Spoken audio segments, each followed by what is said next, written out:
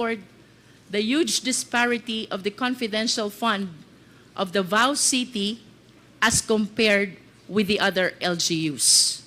We have on the screen Cebu City, 7.38, City of Manila, 120 million, Makati City, 240 million, Quezon City, 75 million, while Davao, it skyrocketed to 460 million.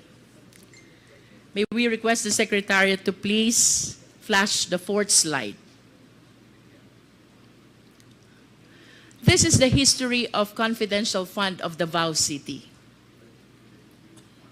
2016, it is 144 million. 2017, it is 294. 2018, it's 420. 2019, it is 460. 2019, this slide summarizes the distinction between confidential fund and regular fund. In confidential fund, we have the Joint Circular 01, which regulates the same. For regular fund, we have the procurement law, otherwise known as RA 9184 as amended.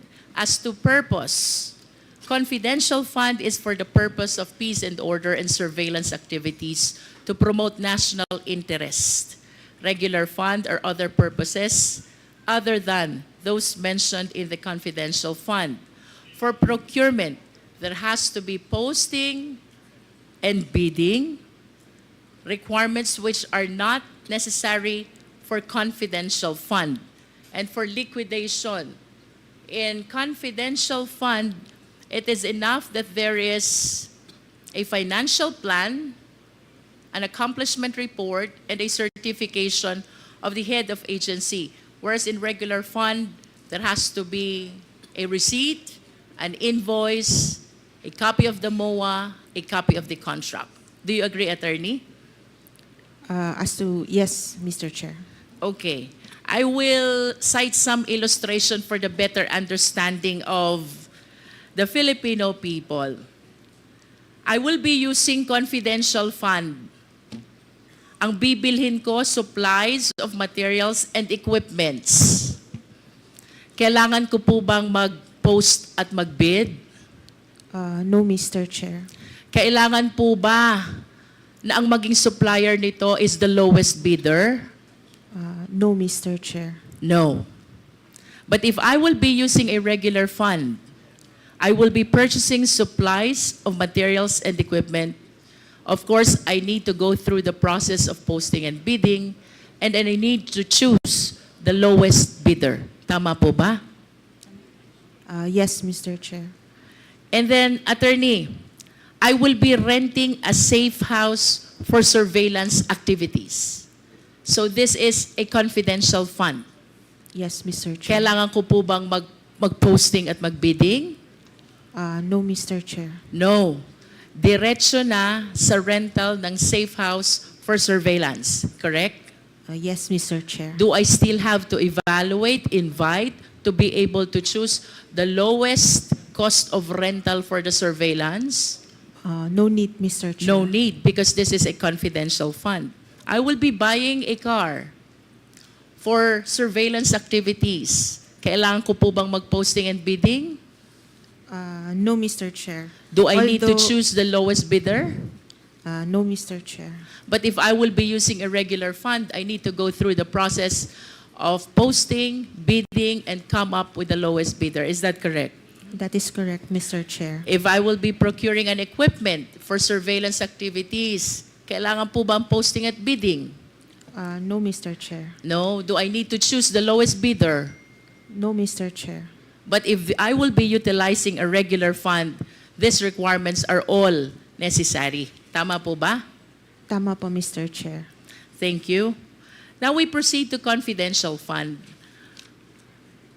I remember during the last hearing, tinanong po ito ni Honorable Marcoleta.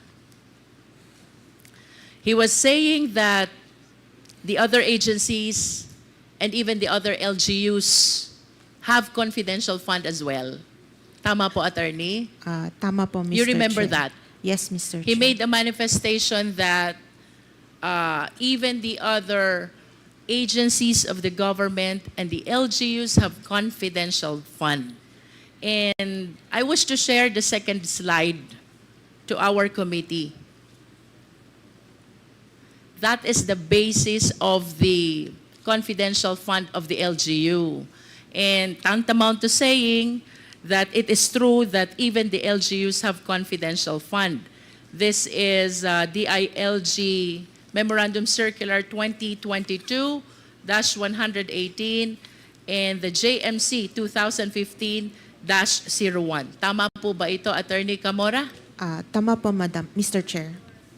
And you will agree with me also that under Section 16 of the Local Government Code, kasama po sa mandate ng LGU is to promote and maintain peace and order. I think the lawyers will agree. The lawyers from the DILG. I understand you're from COA. Yes, Mr. Chair. So let me share this information that under Section 16 of the Local Government Code, bahagi po ng mandate ng LGUs, Local Government Unit, is to promote and maintain peace and order. And this justifies kung bakit mayroong confidential fund ang mga LGUs. Tama po ba, Attorney? Yes, Mr. Chair. Now let's go to the mandate of the OVP. Kasama po ba sa mandato ng OVP ang promotion ng peace and order, conduct of surveillance activity, and national security? May I ask po yung OVP team, mas knowledgeable po sila sa mandates. OVP team, please. You are from COA also, Yes, Mr. Chair. but May I you allowed are... to speak na po? May I allowed to speak na po? Go ahead. Can you please enlighten us, what office are you representing, why Attorney Camora refer you as the OVP team? Because I understand you're also from COA. I'm the audit team leader of the Office of the Vice Presidents for the audit of the regular funds. Audit team leader of the OVP with respect to regular funds. But I'm talking about confidential funds. Yes, Madam, Mr. Do you think you are in the proper position to answer this question? This is But the about question- confidential funds. But the question is all about the mandate of the OVP. All right. What is the mandate of the OVP? Based on the notes to a financial statement of the AR, Annual Audit Report, the OVP, as the second highest office in the land committed to the service of the nation, OVP performs executive, ceremonial, and advocacy functions, collaborating with stakeholders and organizations in both public and private sectors to develop and promote programs that uplift the lives of the Filipino people. That's the mandate of the Does OVP. Does it in any way mention about the peace and order, surveillance activity, and national security? Based on what I've said The po, question is answerable only by yes or no. no po. It does not. Yes, Madam. So you confirm that matters concerning peace and order, national security and surveillance is not part of the mandate of the OVP. Do you confirm that? Mr. Chair, yes po, based on the mandate provided. Yes. And why do you think the OVP was given confidential fund, considering that it is not part of the mandate to promote peace and order? I think I'm not the right person to answer the question because I think it may course due to the Department of Budget and Management because they are the one who provided the confidential fund in 2022. I understand. But let me state for the record that nowhere in the law, not even in the Constitution, provide that the OVP has the mandate of promoting and maintaining peace and order, conducting surveillance activity, and even matters concerning national security. That is for the record, Mr. Chair. Now, talking about confidential fund, may we please flash the third slide? Kanina po pinag-usapan natin that under Section 16 of the Local Government Code, ang mandato ng LGU is to promote peace and order. And that justifies kung bakit ang mga LGUs ay mayroong confidential fund. Now, I wish to share this slide showing the LGUs which have the huge or the biggest number of confidential fund. This is representing year 2022. Davao City has 460 million. Cebu City has 7.38 million.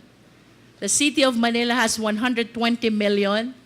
Makati City has 240 million. And Quezon City has 75 million. Nakakapagtaka lang po kung bakit nalampasan pa ng Davao ang City of Manila, ang Makati, ang Quezon City.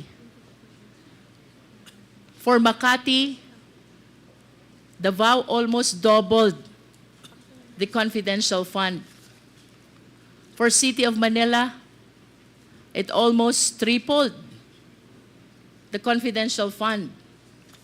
Ang Cebu City po was way left behind because it is only 7.38. So I just want to state for the record the huge disparity of the confidential fund of Davao City as compared with the other LGUs. We have on the screen Cebu City, 7.38, City of Manila, 120 million, Makati City, 240 million, Quezon City, 75 million, while Davao, it skyrocketed to 460 million. May we request the Secretariat to please flash the fourth slide. This is the history of confidential fund of Davao City. 2016, it is 144 million. 2017, it is 294. 2018, it's 420. 2019, it is 460. 2019 up to 2022, it is 460 million. I just wish to state for the record, Mr. Chair, that while we acknowledge that the LGU is entitled to confidential fund because under Section 16 of the Local Government Code, bahagi po ng mandato nila is the promotion of peace and order. I just wish to state for the record that during this time, 2018 to 2022, the mayor of Davao City, I believe, is no less than the vice president. And I wish to state for the record as well that the confidential fund that we're discussing about the OVP last quarter of 2022 and the first 3 quarters of 2023, the one in disposal is no less than our vice president as well. I wish to express I wish to lament that it seems to us that the confidential fund is being used comfortably. We have to emphasize that it is addressing a very important reason, and that is the promotion of peace and order, conduct of surveillance activities, including matters concerning national security. And if this is the case, Mr. Chair, I believe that the COA has to be very strict concerning the very loose, the very light, and the very few requirements which are being imposed in procurement and even liquidation of confidential funds. What I wish to point out, Mr. Chair, maluwag tayo sa confidential fund because we give value to matters concerning peace and order and national security. However, Mr. Chair, I observed na ito pong kaluagan na ito ay nagiging dahilan kung bakit ang COA ngayon are issuing the notice of disallowance and even this Congress is prompted to conduct an inquiry in aid of legislation. I wish to manifest my observation